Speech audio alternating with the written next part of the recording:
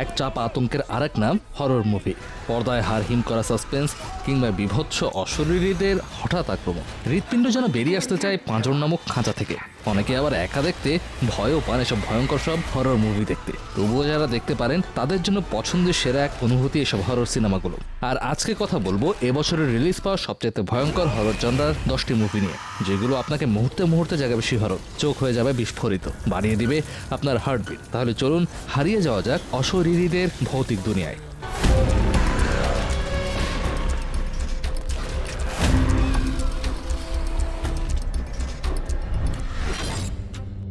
আমাদের তালিকা 10 নম্বরে থাকা মুভিটি হচ্ছে টাইলার গিল্ড এবং ম্যাট ব্যাটিনি ডিরেক্ট করা মুভি অ্যাবিগেল। হরর এবং হিউমারে পরিপূর্ণ এই মুভিটির গল্প কিছুটা এরকম। কিডন্যাপারের এক দল টাকার লোভে কিডন্যাপ করে ধনী এক ব্যক্তির মেয়েকে, যার নাম অ্যাবিগেল, এবং এর বিনিময়ে মুক্তিপণ হিসেবে তারা দাবি করে $50 মিলিয়ন। কিন্তু তাদের অর্থের এই লোভ দুঃস্বপ্নে পরিণত হয় যখন তারা জানতে পারে তাদের কিডন্যাপ করা মেয়েটি আসলে মানুষ নয়, বরং একটি ভ্যাম্পায়ার, যে কিনা একে একে শেষ করতে থাকে কিডন্যাপারদের পুরো দলকে। এই মুভিটি মূলত 1936 সালে রিলিজ পাওয়া ড্রাকুলাস ডটার নামক মুভির একটি নতুন সংস্করণ। মুভিটির IMDb রেটিং 6.6।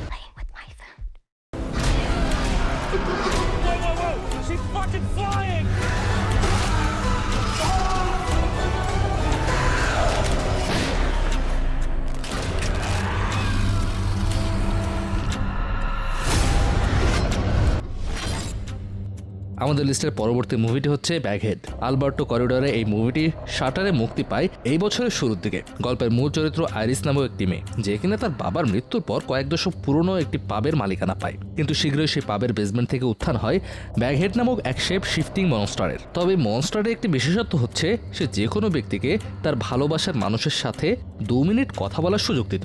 আইরিস এবং তার বেস্ট ফ্রেন্ড কেডি কিভাবে অদ্ভুত এই মনস্টারের শক্তিকে নিয়ন্ত্রণে রাখার চেষ্টা করে এবং তাদেরকে শেষ করার আগে তারা সেই মনস্টারকে শেষ করতে পারে কিনা, এই নিয়ে মূলত এই গল্পটি। মুভিটির IMDb রেটিং 5.4।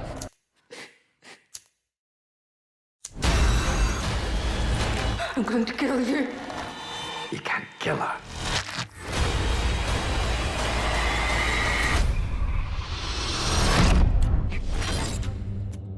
আমাদের তালিকার 8 নম্বরে থাকা মুভিটি হচ্ছে ইম্যাকুলেটেড। মাইকেল মোহানের পরিচালনায় নির্মিত এই মুভিটির গল্প অনেকের কাছে মনে হতে পারে অপ্রাসঙ্গিক এবং অদ্ভুত। মুভিটির গল্প আবর্তিত হয় সিসিলিয়া নামক এক ধার্মিক মেয়েকে কেন্দ্র করে, যে কিনা ইতালির একটি শহরে খুব রিলিজিয়াস একটি প্রতিষ্ঠানে নিয়োজিত হয়। কিন্তু গল্পের মূল টুইস্ট তখনই আসে যখন আমরা জানতে পারি সিসিলিয়াকে তার ইচ্ছের বিরুদ্ধে গর্ভবতী বানিয়ে দেওয়া হয়, তাও আবার যিশুর DNA ব্যবহার করে। ধার্মিক কুসংস্কার, অ্যাবরেশন সহ নানা বিষয়ের প্রতি আলোকপাত করা এই মুভিটি। মুভিটির IMDb rating 5.4। Suffering. Suffering. Suffering. Yes, love.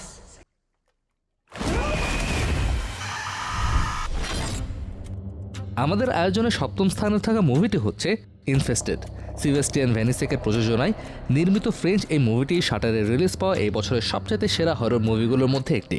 মুভির মূল চরিত্রে থাকে কেলাভ নামের এক ব্যক্তি, যে কিনা একটি অ্যাপার্টমেন্ট বিল্ডিংয়ে বসবাস করে। হঠাৎ একদিন এক অদ্ভুত বিষাক্ত মাকড়সা নিয়ে সে বাড়িতে আসে, যেটি কিনা খুব দ্রুতই বংশবিস্তার করতে করতে রূপ নেয় ইনফেস্টেশনে। বিল্ডিংয়ে বসবাসরত সকল অধিবাসীরা দ্রুতই নিজেদেরকে একটি অবরুদ্ধ পরিস্থিতিতে পায়, যেখানে অবস্থা খুব তাড়াতাড়ি তাদের হাতের নাগালে বাইরে চলে যেতে থাকে। এখন এই পরিস্থিতি থেকে তারা কি করে বেঁচে বের হবে, আদৌ কি বের হতে পারবে, তাই নিয়েই বানানো হয়েছে এই মুভিটি। মুভিটির IMDb রেটিং 6.3।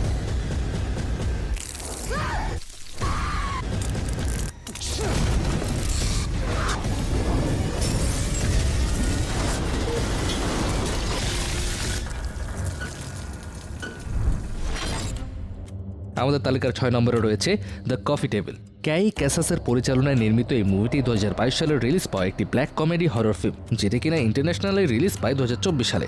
গল্পের মূল চরিত্রে আমরা দেখতে পাই জিজাস এবং মারিয়া নামক একটি দম্পতিকে, যাদের পরিবারে কিনা নানা অর্থনৈতিক দুরবস্থা থাকার পরেও অবশেষে একটি সন্তানের আগমন হয়। তাদের নতুন এই জীবনকে সুন্দরভাবে শুরু করার জন্য তারা চিন্তা করে, এবং এই শুরুটা তারা করে একটি কফি টেবিল কেনার মাধ্যমে। কিন্তু সেই থেকে তাদের জীবনে খারাপ সময় সূত্রপাত হয়। 90 মিনিটে এই মুভিটি আপনাকে পুরোটা সময় আপনার চেয়ারে আটকে ধরে রাখবে। মুভিটির গল্প সম্পূর্ণ ইউনিক, এবং এরকম মুভি আপনি আগে কখনো দেখেননি। সাসপেন্স, থ্রিলার এবং হরর জনরার একটি ইউনিক মুভি দেখতে চাইলে এই মুভিটি অবশ্যই ট্রাই করতে পারেন। মুভিটির IMDb rating 6.7। I fucking hate ballet. আমাদের তালিকায় পঞ্চম স্থানে থাকা মুভিটি হচ্ছে দ্য ফার্স্ট ওমেন। মুভিটি মূলত 1976 সালে মুক্তি পাওয়া অরিজিনাল ফিল্ম দ্য ওমেনের প্রিকুয়াল। গল্পের মূল চরিত্র হিসেবে আমরা দেখতে পাই একজন আমেরিকান নারীকে, যাকে কিনা ইতালির রাজধানী রোমে পাঠানো হয় সেখানকার একটি চার্চের সেবা করার উদ্দেশ্যে। তবে সেখানে গিয়ে সে সম্মুখীন হয় এমন কিছু জিনিসের যার কারণে সম্পূর্ণভাবে পাল্টে যায় তার জীবন। 70 দশকের একটি ভাইব পাওয়া যাবে এই মুভিটি থেকে। তাই এ ধরনের হরর প্রেমীদের জন্য এটি হতে পারে একটি আদর্শ মুভি। মুভিটির IMDb rating 6.5। It's the mark of the devil.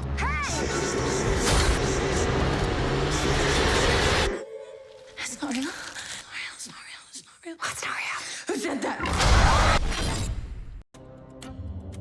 তালিকার চতুর্থ নম্বরে রয়েছে I saw the TV glow. ভিন্ন ধারার এই হরর মুভি এ বছরের মে মাসে মুক্তি পায় থিয়েটারে, আর এখন যেটা পাওয়া যাচ্ছে প্রায় সকল প্ল্যাটফর্মে। গল্পটি মূলত কিছুটা টিনেজার কিশোর কিশোরীদের নিয়ে, যারা কিনা সকলেই খুবই হতাশাগ্রস্ত এবং তাদের হতাশা দূরীকরণে একমাত্র মাধ্যম একটি টিভি শো। গল্পের মূল চরিত্র হিসেবে আমরা দেখতে পাই ওয়েনকে, যে কিনা হঠাৎ একদিন লেট নাইট একটি টিভি শো দেখতে শুরু করে। তবে এই টিভি শো কোনো সাধারণ টিভি শো ছিল না, বরং এর পেছনে ছিল আলাদা একটি জগৎ, বাস্তবতার সম্পূর্ণ অন্তরালে। ডিরেক্টর জেমস ওয়েনবার্গের এই মুভিটি IMDb rating 6.1।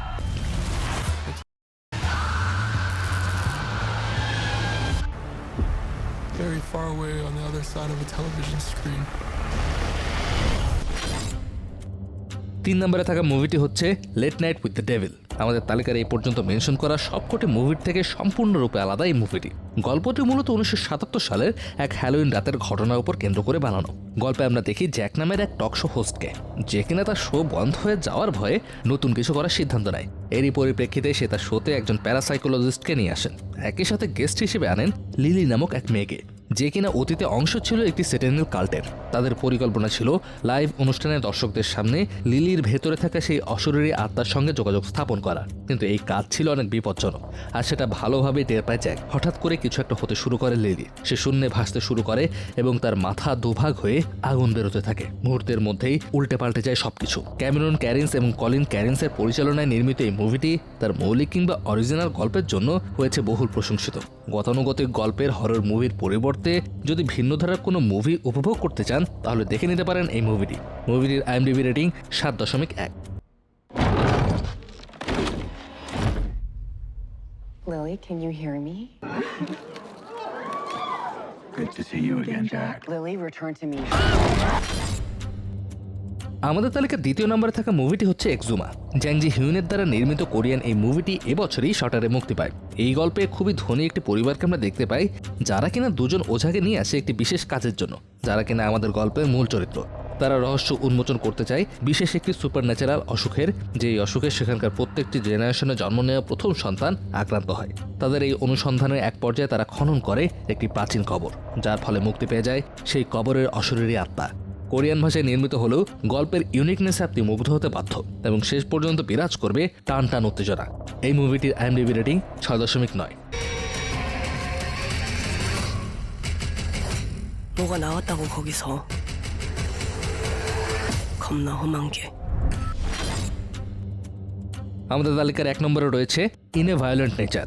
Late night with the ডেভিলের মতোই এই মুভিটির মধ্যে আপনি পাবেন ইউনিকনেসের ছোঁয়া, তবে মুভির গল্পের চাইতে মুভির পার্সপেক্টিভ অথবা দৃষ্টিভঙ্গির মধ্যে এই ইউনিকনেস পরিলক্ষিত হবে, কেননা পুরো গল্পটাই উপস্থাপন করা হয়েছে কিলারের দৃষ্টিকোণ থেকে। মুভিতে দেখানো ঘটনা সংঘটিত হয় গাছপালা ও ঝোপঝাড়ে আবৃত বন জঙ্গলের ভেতর। গল্পে আমরা দেখতে পাই বোবা এক কিলারকে, যে কিনা প্রতিশোধ নিতে টার্গেট করে টিনেজারদের একটি গ্রুপকে, যখন তারা ভুলবশত জাগিয়ে তোলে জনি নামক সেই আত্মাকে। ক্রিস ন্যাশের পরিচালনায় নির্মিত এই কানাডিয়ান মুভিটি আপনার ভালো লাগতে বাধ্য। মুভিটির IMDb রেটিং 6.2।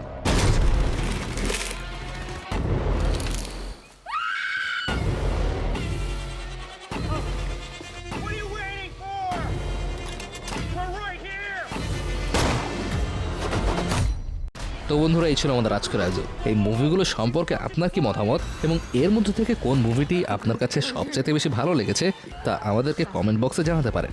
ভিডিওটি ভালো লেগে থাকলে লাইক করুন এবং চ্যানেলে নতুন হলে সাবস্ক্রাইব করে বেল আইকনটিও ক্লিক দিয়ে রাখবেন। দেখা হবে পরের ভিডিওতে।